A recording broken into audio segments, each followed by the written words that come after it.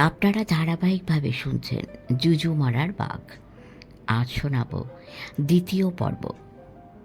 Subscribe করে আমাদের চ্যানেলের পাশে থাকবেন।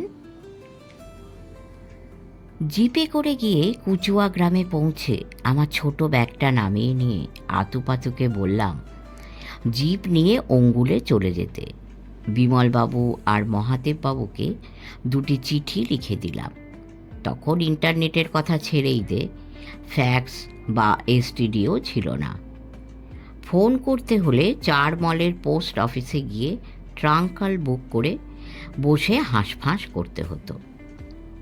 জুজুমারাতেও ফোন ছিল না। তখন সিঙ্গল লাইনে ট্রেনও ছিল না সম্বলপুর অঙ্গুলের মধ্যে। ট্রেন তো এই সেদিন হলো, বছর 2। সুতরাং জিপই পাঠাতে হলো। বাসেও পাঠাতে পারতাম, কিন্তু জিপ নিয়ে গেলে জিপেই রাতে শুয়ে থাকতে পারবে এবং কাল দুপুরের মধ্যেই ফিরে আসতে পারবে, ওদের উত্তরের চিঠি সঙ্গে নিয়ে। এই ভেবেই জিপ দিয়ে পাঠালাম। কুচুয়া গ্রামটা ছোট, তবে বাসিন্দাদের প্রত্যেকেরই নিজস্ব জায়গা জমি আছে। ভাগ চাষি কেউ নেই, তাই এই গ্রামের অবস্থা অন্য গ্রামের তুলনাতে বেশ ভালোই। প্রায় সকলের বাড়িতেই হাঁস, ছাগল, গরু আছে। ঢেঁকিও আছে একটি, গ্রামের সকলের ব্যবহারের জন্য। কীর্তন ও রামায়ণ পাঠের জন্য এক চালা আছে একটা। কখনো কখনো নাকি দোলে, দুর্গোৎসবে বা রজ উৎসবে অষ্টপ্রহর থেকে 24 ঘন্টাও কীর্তন বা পালাগান বা রামায়ণ পাঠ হয়। ওরা আমাকে গ্রামের সবচেয়ে অবস্থাপন্ন মানুষের বাড়ির বাইরের দিকের একটা ঘর ছেড়ে দিল। মাটিরই ঘর, মাটির মেঝে, মাটির দাওয়া, তবে সাপখোপের ভয়ের কারণে জমি থেকে বেশ উঁচু, প্রায় কোমর সমান। একটা দরজা, 3 দিকে 3টি জানালা, বাঁশের বাখারি দিয়ে বানানো খাট। তোষকের অভাবে খড়গাদা থেকে অনেকখানি খড় এনে পেতে দিল। তার উপরে একটি খয়েরি কালো কাজ করা সম্বলপুরি চাদর বিছিয়ে দিয়ে চারদিক দিয়ে গুঁজে দিল, এমনই করে যে সেটাই তুলোর বদলে খড়ের তৈরি তোষক হয়ে গেল। খড় দিয়েও তোষক হয় বুঝি? তিতির বলল। হবে না কেন, এখন তো পশ্চিমের সব দেশেই হিটিং সিস্টেম হয়ে গেছে। ঘরের মধ্যে ঠান্ডা তেমন বোঝাই যায় না। কিন্তু আগেকার দিনে অনেক দেশেই দেখেছি পাখির পালকে তোষক এবং লেপ, এমনকি বালিশ পর্যন্ত। কি নরম আর গরম, কি বলবো। তারপর আগে বাড়ো, ভটকায় অর্ডার করলো রিজুদাকে। ঘরের পাশেই একটা মস্ত শিমুল গাছ, তার ফুল ফোটা তখনও শেষ হয়নি। তার অন্য পাশেই একটা ছোট পুকুর। পুকুরে হাঁসেরা প্যাক প্যাক করে স্বগতোক্তি করতে করতে চড়ে বেড়াচ্ছে। তার ধারে ভ্যারান্ডা গাছের সারি, জারুল, পারুল, একটা মস্ত বড় কনক চাপার গাছ, মাদার। মে মাসের শেষে এখনো জারুলের ফিকে বেগুনি রঙা ফুল, পারুলের লাল ফুল আর মাদারের সিঁদুরে ফুলে বৃষ্টি স্নাত সবুজ বনের সারিতে যেন পাড় বসিয়েছে। একটা পাগলা কোকিল কোনো দলিল দস্তাবেজহীন চিরস্থায়ী বন্দোবস্তে এই পৃথিবীতে বসন্তকে 12 মাসা করে দেবার আর্জি নিয়ে তারস্বরে ডেকে চলেছে। আর উঁচু রেঙ্গানিকানি পাহাড় শ্রেণীর পাদদেশের গহন জঙ্গল থেকে তার আরেক পাগলা দোসরও সাড়া দিয়ে চলেছে ক্রমাগত। ভাবখানা এমনই যেন বলছে, লড়ে যাও, আমিও আছি সঙ্গে। করতে হবে, করতে হবে। দুপুরের খাওয়ার তখনও অনেকই দেরি আছে। মনে হচ্ছে আমার জন্য কুচুয়া গ্রামের মানুষেরা বিশেষ খাওয়া দাওয়ার বন্দোবস্ত করছে। নানা রকম ফিসফিস গিসগিস শুনতে পাচ্ছি। আমি ওদের বাড়িতে আছি বলে ওরা এমন ভাব করছে যেন চিতাবাঘের জন্ত নয়, ওদের আপদ চিতাবাঘটাকেই ওরা ঘরের মধ্যে এনে তুলেছে। এ তো ভারী অস্বস্তির ব্যাপার হলো, ভাবছিলাম।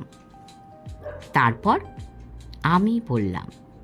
রিজুদা বলল, তারপর আমি চিতার মারা গরুর মড়িটা দেখিয়ে দেবার জন্যে অনুরোধ করলাম হাড়ি বন্ধুকে। হাড়িবন্ধুর বড় সম্বন্ধী, যার গরু মেরেছে চিতাটা, সে নিজেই চলল আমার সঙ্গে। শক্ত সমর্থ মানুষটার মাথা ভর্তি কাঁচা পাকা চুল, মুখ ভর্তি গুন্ডি পান। বাড়ি থেকে বেরোবার সময়ে সে একটা কুড়ুল কাঁধে ফেলে নিল। জঙ্গলের মানুষদের এই স্বভাব, যাদের হাতি বাইসন থেকে বাঘ ভাল্লুক সাপ খোপ সকলের সঙ্গেই 12 মাস ঘর করতে হয়, তারা কিছু কিছু অলিখিত নিয়ম মেনে চলে। যেমন, নিতান্ত নিরুপায় না হলে খালি হাতে এবং একা জঙ্গলে যায় না, আলো ছাড়া রাতে কখনোই বেরোয় না, সে গ্রামের মধ্যে হলেও না। জন্তু জানোয়ার ছাড়াও ভূত প্রেতের ভয়ও তো কম নয়। এই ভারতবর্ষের কথা তো আলো ঝলমল কলকাতা শহরের বুকেই যারা সারা জীবন থাকেন তাঁরা জানেন না। গরুটাকে মেরেছে সন্ধ্যের আগে আগে, গ্রামের বাইরের ঘাস বনে, যেখানে পাহাড়ের পা এসে পৌঁছেছে সেখানে। মেরে সেখান থেকে টানতে টানতে নিয়ে পাহাড়ে চড়ে গেছে। রক্তের দাগ প্রায় ধুয়ে গেছে আজ সকালের বৃষ্টিতে। তবে এত বড় গরুটাকে ছেঁচড়ে টেনে নিয়ে যাওয়ার চিহ্ন অবশ্যই ছিল। কিছুটা যেতেই একটা মিটকুনিয়া গাছের নিচের আগাছাহীন জমিতে পায়ের দাগ পরিষ্কার দেখা গেল। উবু হয়ে বসে ভালো করে দেখেই বুঝলাম এ চিতা নয়, মস্ত বাঘ। মনে মনে বললাম, চমৎকার, এ তো গোদের ওপর বিষ ফোঁড়া। যে জন্তু তার সাধের দুধের গরুটিকে ধরেছে সে যে চিতা অথবা দেবী সমলেশ্বরীর চিতা নয়, পেল্লায় এক বাঘ, সে খবর গরুর মালিক জানে না।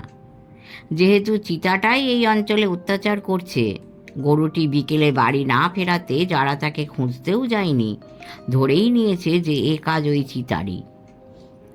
গরুটিকে নাকি রেরাখোলের হাট থেকে গত গ্রীষ্মে হাড়িবন্ধুর বড় সম্বন্ধী কিনেছিল। তারপরই গরুটা গাভীন হয়। এত দুধ তার আর কোনো গরুরই দেয়নি এর আগে। বাড়ি শুদ্ধ লোক এবং কুকুর বিড়ালও স্বাদ মিটিয়ে দুধ খাবার পর জুজুমারা চায়ের দোকানে বিক্রিও করতো নাকি রোজ 2 কেজি করে। একটা বাচ্চা ছেলে এই জঙ্গলময় এলাকাতে রোজ 2 মাইল হেঁটে যায় জুজুমারাতে সেই দুধ নিয়ে, আর হেঁটেই ফিরে আসে জুজুমারা থেকে। বিকেলের দুধটাই নিয়ে যায়। ছেলেটির ফিরতে ফিরতে সন্ধে হয়ে যায়। আমি বা তোরা যে কাজকে দুঃসাহসিক বলে মনে করি, তাই এখানকার জঙ্গল পাহাড় ঘেরা গ্রামের দৈনন্দিন জীবনযাত্রার মধ্যে পড়ে।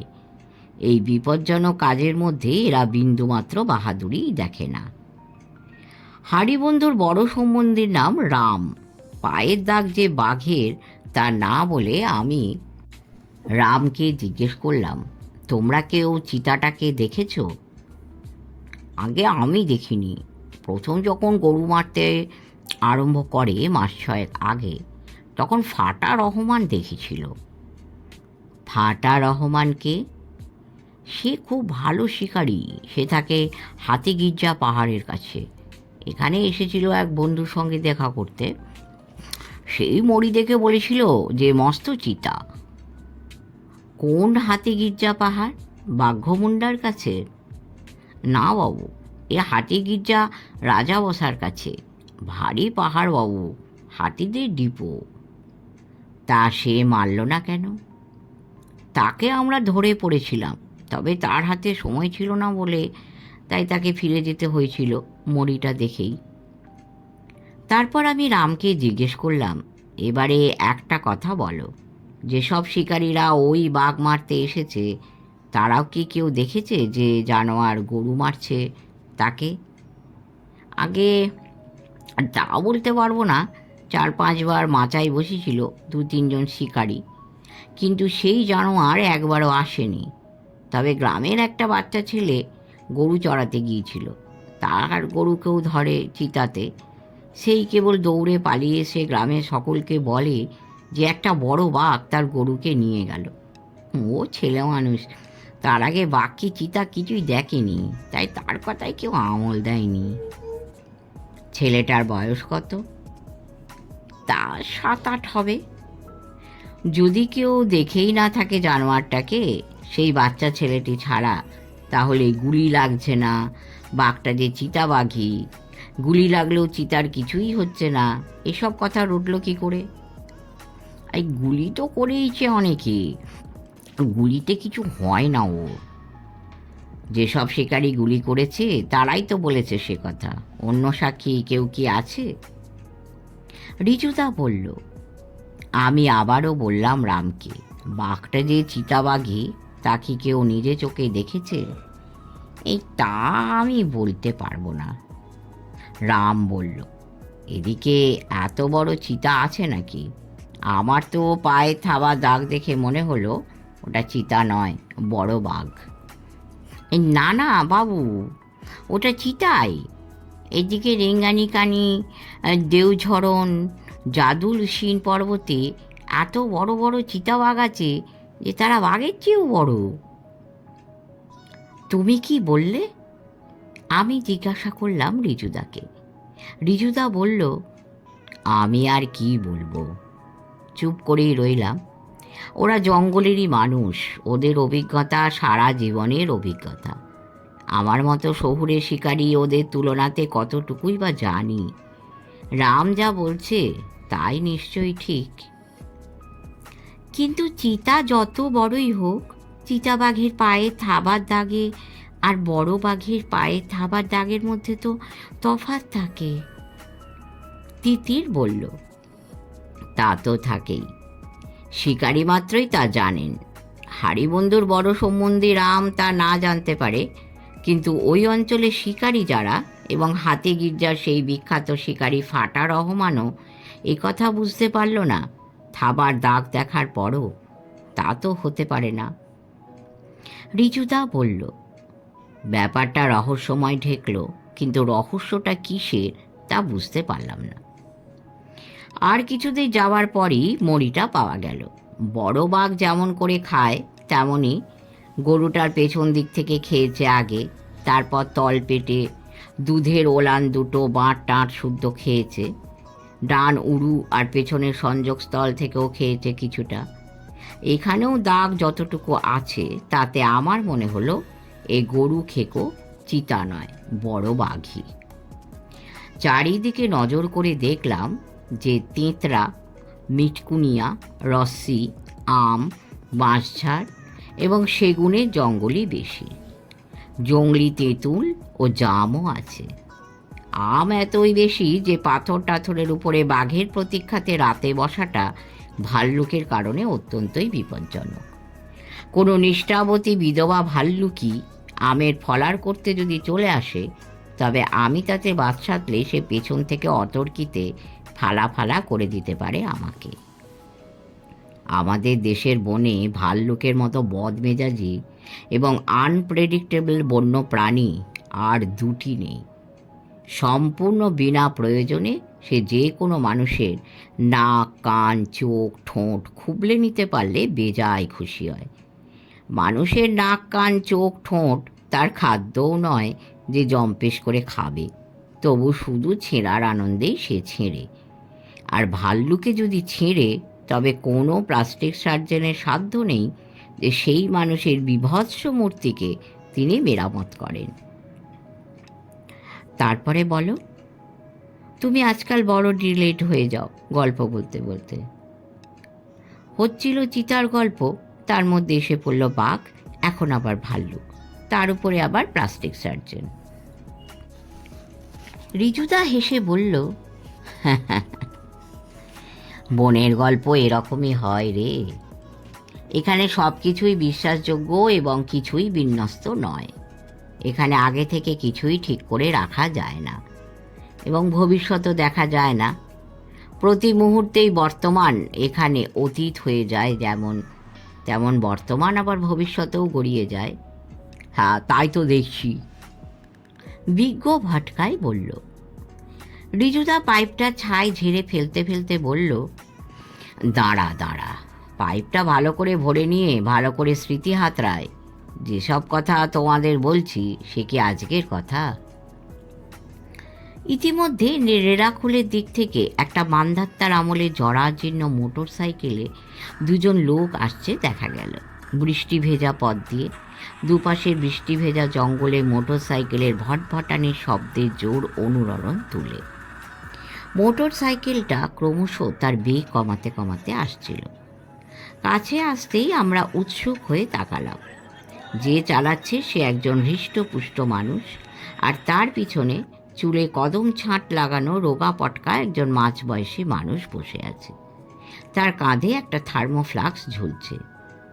মোটর সাইকেলটা থামতেই রিজুতা স্বগতোক্তি করল, হারি বন্ধু, তু কেমিতি জানিলু যে আম্মু মানে এটি আসিলু? আকর্ণ বিস্তৃত হাসি এসে হারিবন্ধু নামের ব্যক্তিটি বলল, মু আও কেমিতি জানিলি, রেরাখোল যাইথিলি, সেটি আপাঙ্কু ড্রাইভার কুসুমকু ভেটুলু, তাই বাস থেকে নেমে মোড়ের দোকান থেকে আপনাদের জন্য একটু পান্তুয়া, কুচো নিমকি আর চা নিয়ে এলাম। একটু আগেই বাসে করে আপনাদের সামনে দিয়ে গেছি, আপনাদের দেখে গেছি। কৃষ্ণ বলল যে আর ঘণ্টাখানেকের মধ্যেই সে ফিরে আসবে আর্মেচার নিয়ে। ভটকাই বলল, ফার্স্ট ক্লাস, কাম্য করিলা ভাই হরিবন্ধু। তিতির বলল, how thoughtful and nice of him. আমি বললাম, কি কোইন্সিডেন্স, হারিবন্ধু কি করে জানলো যে এখানে একজন পান্তুয়া খাই আছে? তারপর আমাদের চা আর নিমকি খাইয়ে রিজুদার কুশল নাকি সে আগেই মহানদী কোলফিল্ডসের গাড়ির ড্রাইভার কৃষ্ণ দাসের কাছ থেকে জেনে নিয়েছিল, তাই কুচুয়া গ্রামের সকলের কুশল জানিয়ে হারিবন্ধু আবার মোটর সাইকেলের পিছনে বসে ফিরে গেল। যাবার আগে জিজ্ঞেস করে গেল আমাদের আর কিছু সেবা করতে হবে কিনা। রিজুদা বলল, আর কিছুই লাগবে না, চা আর নিমকি সত্যি খুব ভালো খেলাম। হ্যাঁ বলো, পান্তুয়াও, ভটকাই বলল। তারপর মোটর সাইকেল আরোহীকে দেখিয়ে রিজুদা বলল, এই ভদ্রলোককে তোমার কেউ হয়? না বাবু, ওর বাড়ি চারমলে, রেরাখোলের মোড়ের চায়ের দোকানে বাবু চা খাচ্ছিলেন। আপনার কথা বলতে উনি আমাকে নিয়ে এলেন এবং জুজুমারাতে নামিয়েও দেবেন বলেছেন। আপনার কথা এই অঞ্চলে সব মানুষই মনে রেখেছে, যদিও বহুদিন হয়ে গেছে। তখন আমি সবে বিয়ে করেছি, ছেলে মেয়েও হয়নি, আর এখন আমার ছেলে এবং মেয়ের ঘরেও নাতি নাতনি হয়ে গেছে। তারপরই চালকের পিছনের সিটে বসে দুহাত দুদিকে তুলে দার্শনিকের মতো হারিবন্ধু বলল, সময় কি করে যায়, সত্যি আমাদের এই জীবনটা বড়ই ছোট বাবু। রিজুদা মাথা নাড়ল। তারপর মোটর সাইকেলটা আবার ভটভট করতে করতে চলে গেল। হারিবন্ধুর উচ্চারিত কথাগুলি পথের দুপাশে ঝাঁটি জঙ্গলে আর ভিতরের গভীর বনে হাওয়ার সঙ্গে হুটোপাটি করতে লাগলো। কিছু কিছু কথা, কিছু কিছু মুহূর্ত ঘরের বাইরে, বনের মধ্যে, মনের মধ্যে, ভিতরে এমন করে আলোড়ন তোলে যে তা বলার নয়। আমরা সকলেই বেশ কিছুক্ষণ চুপ করে থেকে হারিবন্ধুর হঠাৎ ছুড়ে দেওয়া কথা কটের গভীরতাতে স্তব্ধ হয়ে রইলাম। এমনকি ভটকায়ের মতো বাঁচালো একেবারে চুপ করে গেল। বেশ কিছুক্ষণ চুপ করে থাকার পর তিতির বলল, এবারে ক্যাটল লিফটারটার গল্পটা শেষ করো রিজুদা। গৌরচন্দ্রিকাটা বড্ডই লম্বা আর কমপ্লিকেটেড হয়ে যাচ্ছে। ভটকাই বলল, ঠিক তাই, এবারে come to the point please. রিজুদা পাইপটা ধরিয়ে নিয়ে উঠে দাঁড়ালো। তারপর একটা আম গাছের কাণ্ডে হেলান দিয়ে দাঁড়িয়ে শুরু করলো আবার। রামের কথা শুনে ওই চিতা নামক বাঘের সম্বন্ধে যা কিছু আগে শোনা গেছিল, তাতে ওই জনশ্রুতির মধ্যে যে এক রহস্য আছে তা আমার মনে হচ্ছিল। সে রহস্য পরে উদ্ঘাটিত হয়েছিল, কিন্তু তোরা তো রহস্য গল্প শুনতে চাসনি আমার কাছে, চেয়েছে শিকারের গল্পই শুনতে। হ্যাঁ তাই তো, তাহলে শোন বলি। গরুর মড়ি দেখে এবং তার আগে বাঘে থাবার দাগ দেখে আমার কোনো সন্দেহই ছিল না যে সেটা বড় বাঘই, চিতা নয়। এবং তাই যদি হয় তাহলে মারা অপেক্ষাকৃত সহজ হবে। মানুষ খেকু তো নয়, গরু খেকু। তাছাড়া বাঘ ওয়াইড হার্টেড জেন্টলম্যান, তাকে ওয়াইড হার্টেড মানুষেরই মতো মারা ভারী সহজ, এবং সহজ বলেই পশু পাখির রাজা বাঘ এখন অবলুপ্তির পথে। চিতাগুলো ছিচকে মিচকে শয়তান, মানুষের বসতির আশেপাশেই তাদের বাস বলে মানুষের অভ্যেসও তাদের জানা, তাই তাদের মারা অনেকই কঠিন। তাছাড়া তারা মানুষই মারুক কি পশু, মারে রাতের বেলা। বাঘ বেবরহা, সে দিনের বেলাতেই বেশি মারে বলেই তাকে সহজে কাবু করতে পারে শিকারীরা। ভটকাই বলল, ও বাবা, আবার ওদিকে অন্ধকার করে এলো, আবার বৃষ্টি নামলেই চিত্তি। ওরি জুদা, তোমার বাঘকে তাড়াতাড়ি মারো, নইলে আমরা সবাই ভিজে বেড়াল হয়ে যাবো যে। ভটকাইয়ের কথাতে আমরা সকলে হেসে উঠলাম, এমনকি রিজুদাও। তারপর রিজুদা আবার শুরু করল। রামকে বললাম ফিরে যেতে গ্রামে, গিয়ে বন্দুক রাইফেল যা কিছু হোক, কি জোগাড় হলো তা দেখতে। আমি গিয়ে বেছে নেব, গুলিও যেন টাটকা থাকে। পিতলের ক্যাপে যদি সাদা শ্যাতলা পড়ে গিয়ে থাকে তবে সেগুলো আদৌ ফুটবে কি ফুটবে না তা ভগবানই বলতে পারেন। একবার পালামোয়ের রাঙ্কার জঙ্গলে একটা ভাল্লুকের হাতে মরতে মরতে বেঁচে গেছিলাম, তাই গুলি সম্বন্ধে আমার ভীষণই খুঁতখুঁতানি। সব শিকারীরই তা থাকা উচিত। যাদের অভিজ্ঞতা আছে তারাই জানেন যে নিজের আগ্নেয়াস্ত্র এবং গুলি ছাড়া বড় জানোয়ার শিকার করতে যাওয়াটা অত্যন্তই বিপজ্জনক। রাম বলল, আপনি খালি হাতে থাকবেন? আমি হেসে বললাম, খালি হাতে তো নেই, হাতে তো পাইপ আছে। ও কিছু না বলে চলে গেল। গরুর মড়িটা থেকে এগিয়ে গিয়ে একটা টিলা মতো জায়গাতে গিয়ে উঠে চারদিকটা ভালো করে নিরীক্ষণ করলাম আমি। রেঙ্গানি কানি পাহাড় শ্রেণী সুবিস্তৃত এবং বেশ উঁচু, তাতে হাতি শুদ্ধ সব জানোয়ারই থাকার কথা। যেখানে পাহাড় শুরু হয়েছে তার দূরত্বে এবং উচ্চতাতেই বেশ কয়েকটা গুহা আছে। সেগুন গাছের ছায়াতে সেই সব গুহা গরমের দিনে এবং বর্ষাতেও বেশ আরামপ্রদ। পাহাড়ের পাদদেশ ঘিরে তিত্তির করে জল বয়ে যাচ্ছে একটা নালা দিয়ে। এর নামও হয়তো রেঙ্গানি বা কানি হবে। কুচুয়া গ্রামের পাশ দিয়ে বয়ে গেছে বলে হয়তো নাম কুচুয়াও হতে পারে, অথবা নালাটার নামই কুচুয়া, তাই হয়তো নালার ধারে পত্তন করা বসতির নামও কুচুয়া হয়েছে। তারপর একটু থেমে রিজুদা বলল, আমাদের ভারতবর্ষের বিভিন্ন রাজ্যে একই নামে ছোট নদী, নালা ও গ্রাম যে কত আছে তার ইয়ত্তা নেই। বড় নদীর সৌন্দর্য এবং ভয়াবহতার কথা ছেড়েই দিলাম, ছোট ছোট নদী নালার যে কত বিচিত্র সৌন্দর্য তা যার চোখ আছে সেই জানে। হাজারিবাগ জেলার ইটখড়ি পিতিজের পাশ দিয়ে যে পিতিজ নদী বয়ে গেছে তার একরকম সৌন্দর্য। ওড়িশা লবঙ্গীর পায়ের কাছ দিয়ে মাঠিয়াকুদু নালা বয়ে গেছে, বা মধ্যপ্রদেশের সিধি জেলার জঙ্গলের মধ্যে দিয়ে আশ্চর্য সুন্দর পুতানি বয়ে গেছে, তার সৌন্দর্য, বা হাজারিবাগ ন্যাশনাল পার্কের মধ্যে দিয়ে বয়ে যাওয়া হাড়হাত নদীর সৌন্দর্যের কথা যারা বারবার সেই সব নালার কাছে গেছেন শুধু তাঁরাই জানেন। সত্যি সত্যি এমন দৃষ্টি কোথাও গেলে পাবে না কো তুমি। ভটকাই বলল, ও সে স্বপ্ন দিয়ে তৈরি, সেদের স্মৃতি দিয়ে ঘেরা। আমি আর তিতির সমস্বরে বললাম, এই দেশেতে জন্ম, যেন এই দেশেতেই মরি। রিজুদা বলল, সত্যি রে, আমাদের দেশের মতো এমন বৈচিত্র্যে ভরা, এমন ভয়ঙ্কর, এমন সুন্দর আর একটিও দেশ নেই পৃথিবীতে। অনেক দেশেই তো পা পড়ল আমার, তোদেরও কম দেশে পা পড়ল না আমার সঙ্গে, বল? তা সত্যি। তোমার দৌলতে আফ্রিকা, সেসেলস কত দেশই তো ঘুরে এলাম, এবং একাধিকবার। তিতির বলল। ভটকাই সেসেলসের কথা উঠতে হঠাৎ উদাস হয়ে গিয়ে বলল, ভারত মহাসাগরের সেসেলস আইল্যান্ডের কেসটার মধুরেণও সমাপয়েত হলো না, একটু দুঃখ রয়ে গেল। সেই মেম সাহেবকে, কোটিপতি অপরূপ সুন্দরীকেও তুমি টাকা কেন্নর মতো দু আঙুলে টোকা মেরে হটিয়ে দিলে রিজুদা। আমার আর রুদ্রর এই জীবনে কখনো নির্ভর হওয়ার হবে না। হ্যাঁ, ভাবি হতো ऐसा।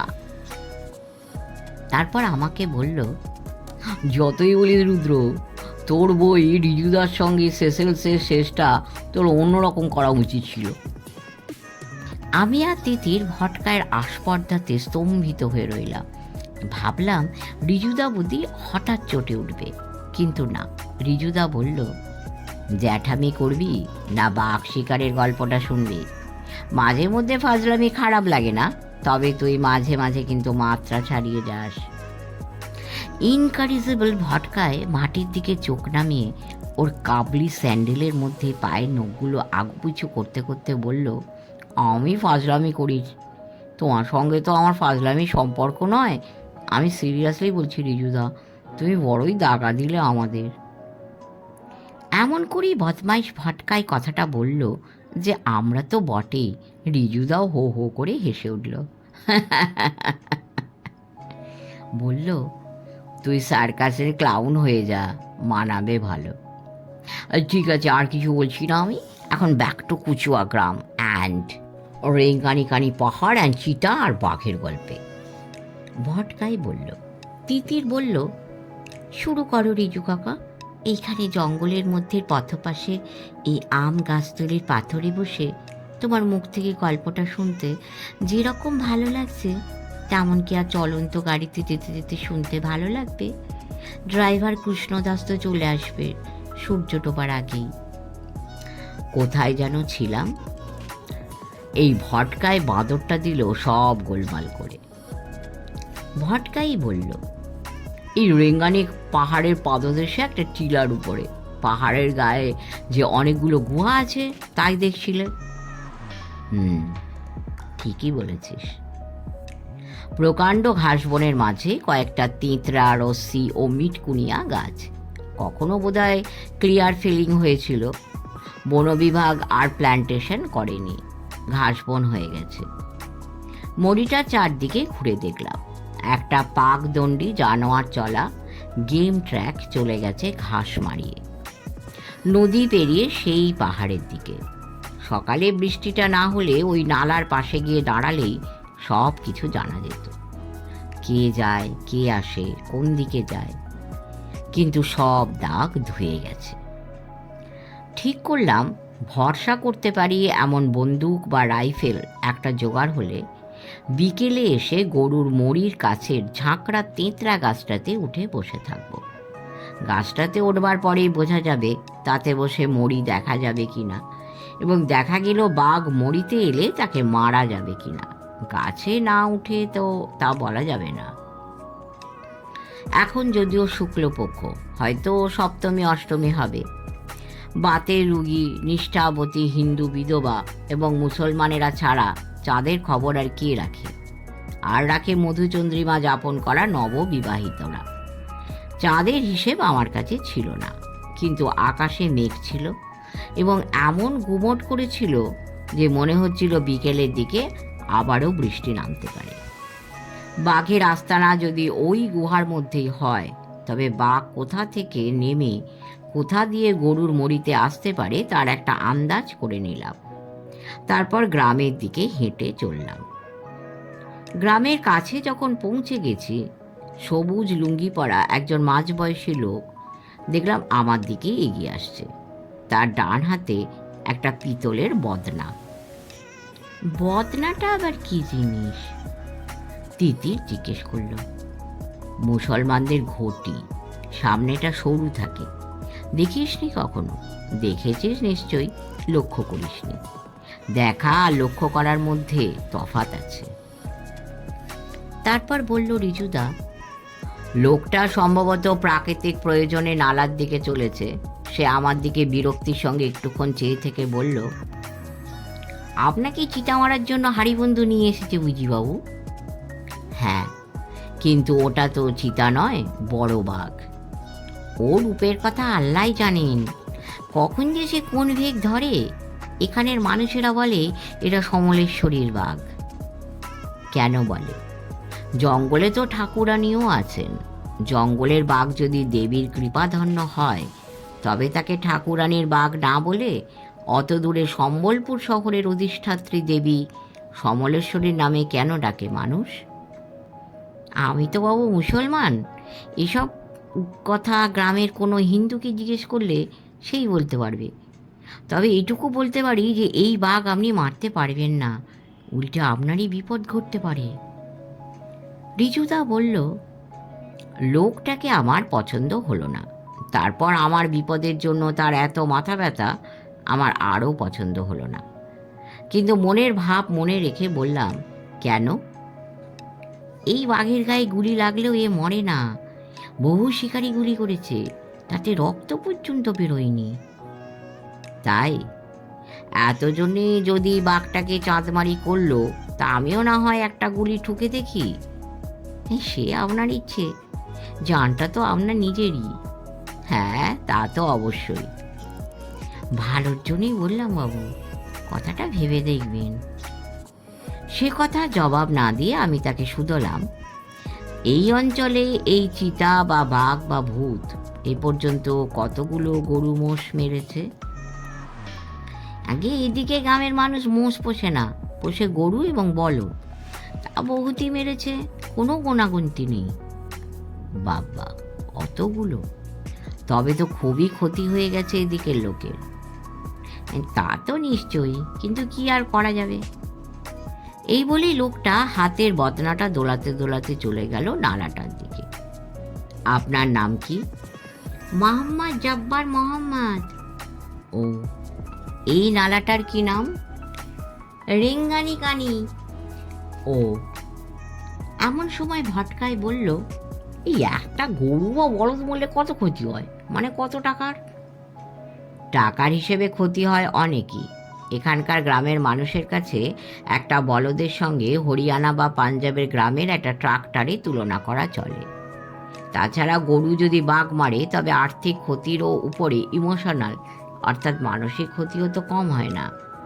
যেদিন গরুটিকে প্রথম কিনে আনে গ্রামের কোনো মানুষ, সেদিন তার পা ধুইয়ে তাকে চান করিয়ে সিঁদুর পরিয়ে ঘরে তোলা হয়।